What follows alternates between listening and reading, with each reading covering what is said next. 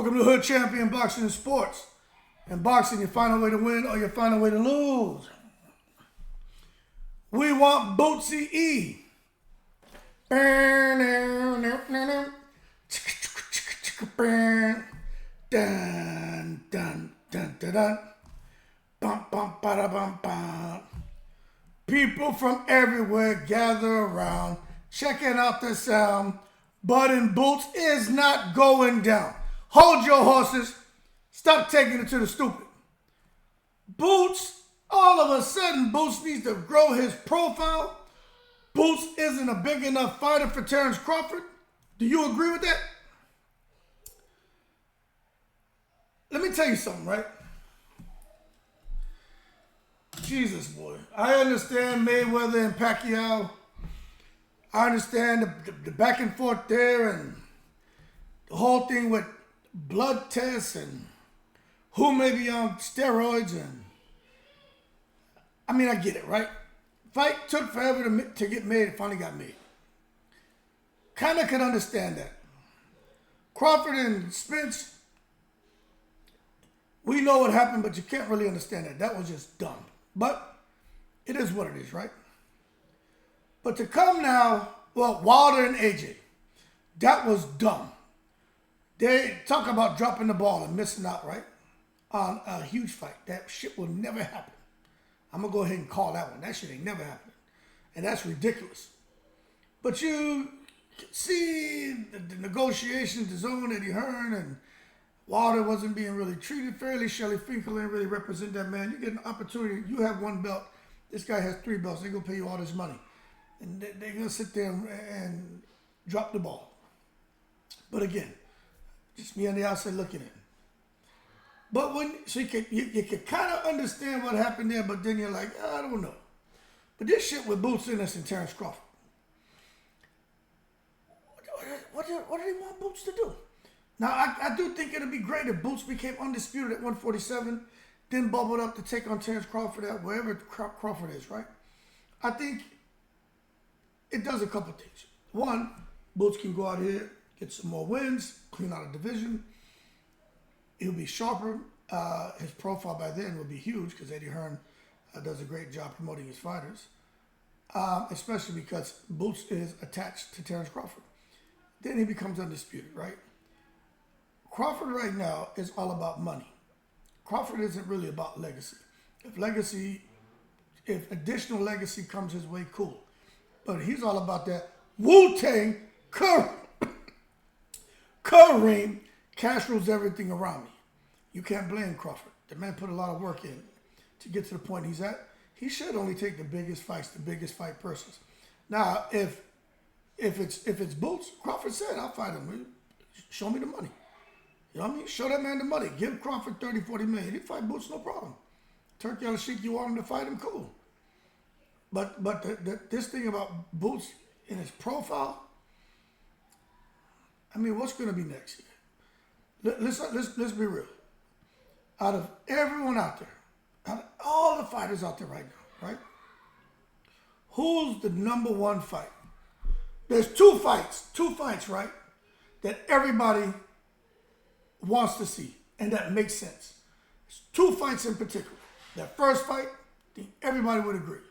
It's goddamn Canelo and David Benavidez. Everybody wants to see that. It's ridiculous the direction the matchmaking with that fight has gone. It's ridiculous. And the second fight is Terrence Crawford and Jerome Boots Ennis. Those are the two. Now, we ain't talking about Javante and Shakir and Devin and Ryan and all them guys at T.O. and Subriel and all them guys and Andy Cruz or Keyshawn. I think if it's anything with them, the 135-pounders, maybe Tank and Shakir is a fight that's maybe highly desired by fight fans. Not by me, though. I don't want to see that shit because I think Tank kills him. But Jerron and Terrence Crawford, there's so many similarities. Reach-wise, height-wise, Jerron's taller. But the reach and everything else, man, goes to Crawford. Well, they're about the same in the reach, as far as reach. Fighting style, very similar. Crawford's more polished, in my opinion, but very similar. But goddamn, I mean, I'm telling you, I don't think that fight's gonna happen.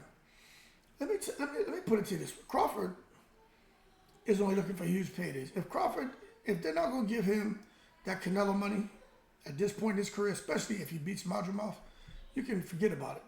Because I don't know what Eddie Hearn can do to fast track growing Jerome Boots in his profile. Aside from putting him in with a huge fight, maybe Earl Spence. Maybe an Earl Spence fight at 154 is something that can help him. But the work he's going to do at 147, that's not enough. I don't think so. I mean, you're talking about Barrios, Stan Eunice, as of right now, the Norman Jr. I mean, that's not it. I mean, we know those guys, but most people don't even know who they are, right? But we know. But Earl Spence, he's known. He's known. So we just got to sit back and wait and see what exactly is going to happen, how this is going to develop. But, we want Bootsy.